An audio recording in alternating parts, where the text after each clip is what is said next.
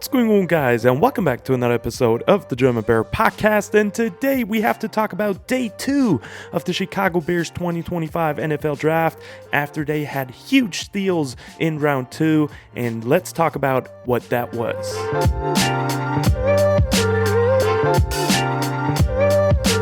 The Chicago Bears had an active day 2 of the 2025 NFL Draft and got a couple of really good players, in my opinion, that we're going to talk about today that made the Chicago Bears better. Yes, there's a couple of questions about these players. We'll talk about that today, but overall, a very successful day, in my opinion, as of right now for the Chicago Bears. They don't have a third-round pick, but you never know with Ryan Poles if he might trade back into day 2 today. So as of right now, we got 3 picks for the Chicago Bears. So let's talk about round 2 for the Bears and start off with the first get that they had with pick number 39, Luther Burton, wide receiver out of Mizzou. And to me, that's a huge steal for the Chicago Bears in this draft and screams BPA best player available at that spot for the Bears. Apparently, they really loved the guy and just couldn't pass up on him, which I absolutely admire because Luther Burton is a very special player that's going to be electric for the Chicago Bears and something Bears fans definitely need to watch out for. We'll talk about him a little bit more in a second, but Travion Henderson just went right before that, and the Chicago Bears obviously couldn't take him anymore. I think he was probably the guy the Bears wanted to go with, but didn't see the need to actually draft or spend draft capital with a deep draft class to move up to get him. So they sticked and picked and got Luther Burton, the future slot wide receiver and versatile weapon for the Chicago Bears and Ben Johnson's offense, and another huge get to just have more help for Caleb Williams, and it's looking very exciting. I love this regime under Ben Johnson, just being aggressive and making sure the young quarterback is in good hands. And what is Luther Burton going to be for the Chicago Bears if we compare it to the Detroit Lions? I think he's going to be somewhat of your Amon-Ra St. Brown / JMO type of a player. He's going to be Amon-Ra St. Brown light for the slot for the Chicago Bears. And if you just get 70 or 80% of Amon-Ra St. Brown in the first year here, I think you get one heck of a player. And with all the other weapons that the Chicago Bears have, I think it's a great addition to just scare the entire NFC North backfield or backfields with another great player there to add. Now, what I saw on tape scouting Luther Burton this year, first of all, biggest ability that stood out to me is his yak ability. I mean, he's an incredibly smooth mover with the football in his hands. He looks like he's floating on the football field. If you watch his tape, you can see that right away. He's a north-south guy right after he made the football catch. So that means after he caught the football, he just goes straight up down the field and makes a guy miss or goes even through him. I think he has great elusiveness. There's some crazy change of direction plays where he just makes guys miss. So I think that's a very special ability that he adds to the Chicago Bears roster on top of DJ Moore, who's obviously also a great guy in that aspect. And he can also, like I said, run through you. He's not just a guy that's going to be easy to tackle and a little bit elusive. No, he can also go through you and run you over, which is really cool. So I would describe him in his running style and yak ability with the likes of Deebo Samuel and DJ Moore. That's the type of a runner he actually is. Also, another big plus point for me, his hands, very sure-handed, excellent reps with great hand-eye coordination where he displayed just his hands moving with his eyes and he's reeling that in until his hands have the football secured. And then he made some really tough circus catches, back shoulder catches, adjusting midair to the football and just hauling in a contested catch. So that's something Ben Johnson and the Bears will definitely utilize more as the season goes on in 2025, and definitely hopefully more than Mizzou did with Luther Burton. And then the last thing for me is his route running.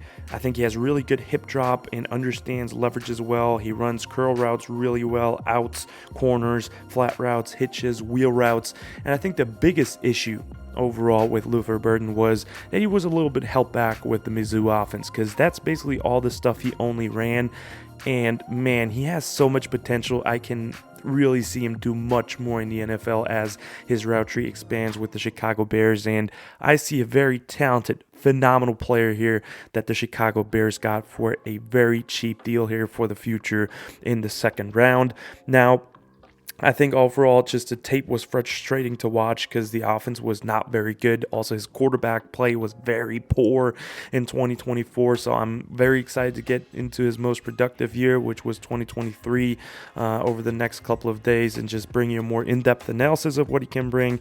But I mean, just movement-wise, how he moves, I think he can really compare to Justin Jefferson, as a mover, or Jerry Jeudy, like very fluent, just the way he runs, not as a football player, but just the way he runs. He's very smooth into his cuts, and it's just a phenomenal athlete with the football in his hand. So he's going to get a lot of touches with the Bears to get yards after the catch into space, but I think as the season moves on and as he learns the Chicago Bears offense and the NFL route tree, he's going to be a very good overall complete receiver in the future in the NFL. I truly believe he can be that guy. And he slipped to 39 because he has a little bit of concerns of work ethic apparently, but I think Ben Johnson, especially Antoine Randall L., who's a great receiving coach, are going to handle that. They had Jameson Williams, who had some on-the-field issues, just getting heated a couple of times. I saw it with Luther Burton too on tape. That's something to mention.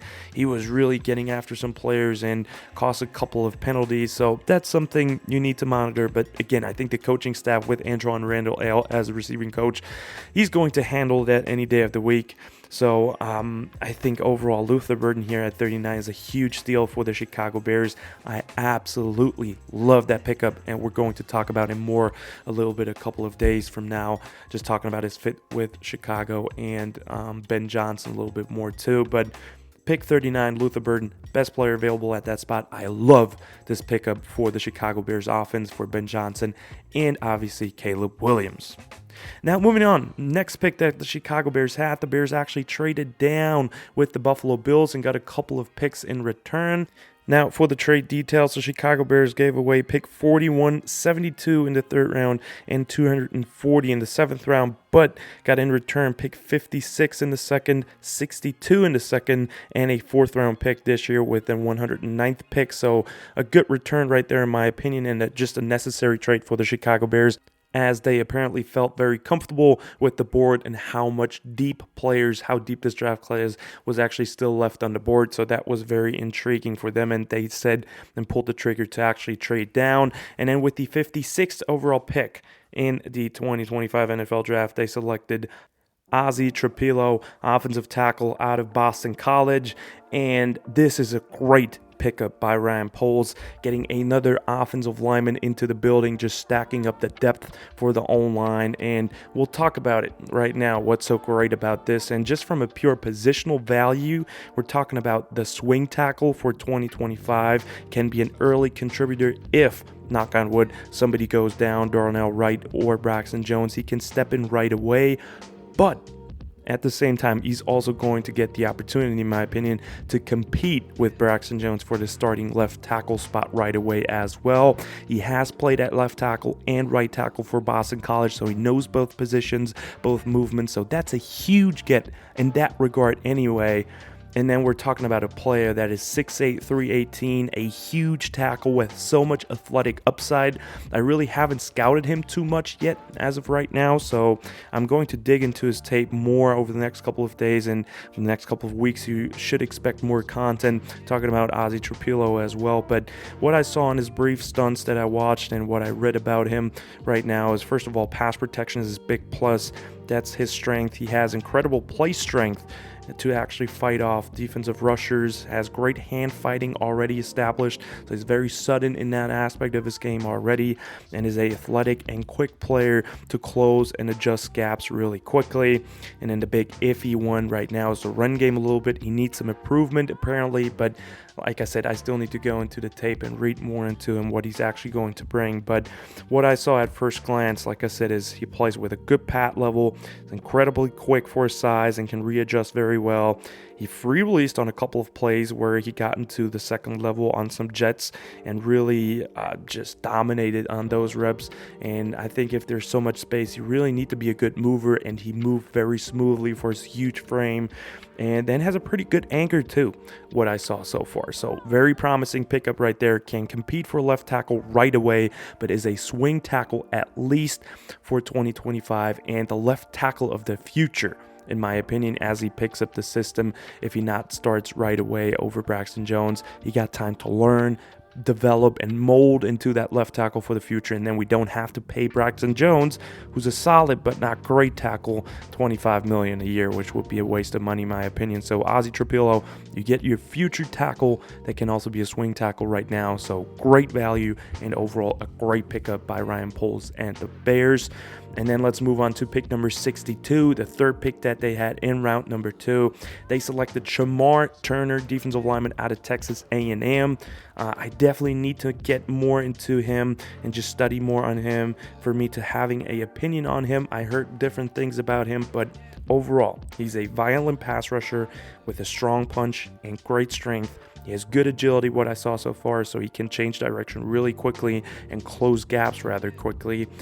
He explodes off the line and times the snap very well, and is very versatile in his alignment as well. He can line up out wide in a 5 technique, 4-eye, 2-eye, 3 technique, so you can move him along the defensive line and put him in different fronts, and that's obviously a great point right here. And then he has just great athletic upside. I mean, he's a great athlete, and here it's just about trusting Dennis Allen that he can get this done and mold him into a great 3 technique for the Chicago Bears in that defensive line rotation. And then he also holds the line very well against single blockers against the run, and shuts off pretty well too with a powerful swim, which was great to see on tape.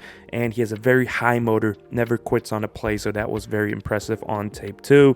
And then for the negatives, I mean, he definitely lacks consistency at this point right now. There's a couple of times he also struggled against double teams. He needs a pass rush plan. He doesn't always rush with a plan. It looks lost out there a couple of times. And then there's a couple of personal penalties that he had from Texas A&M and then set them up pretty badly. So his character on the field just needs to be checked in a little bit, but I think that's something Dennis Allen will definitely handle, as he's a very good defensive coordinator, and I think he's going to do fine with that, and Shamar Turner. So with Shamar Turner, he's more of a project player, but he will offer some pass rush versatility right away for the Chicago Bears, and we just have to trust Dennis Allen that he's going to mold him into the player that he can be in the NFL with the talent that he does possess, because he's a very talented football player. But, I mean, overall, Shamar Turner, adding more into the interior of the defensive line. You got him now, Jervon Dexter, Grady Jarrett, and Andrew Billings. A great rotation going on, and you can work with that in 2025, which is very exciting to me. And, I mean, for Shamar Turner, it's got to be exciting to work with Grady Jarrett. It's a great player to learn from and then eventually take over that role. So I do like the pick.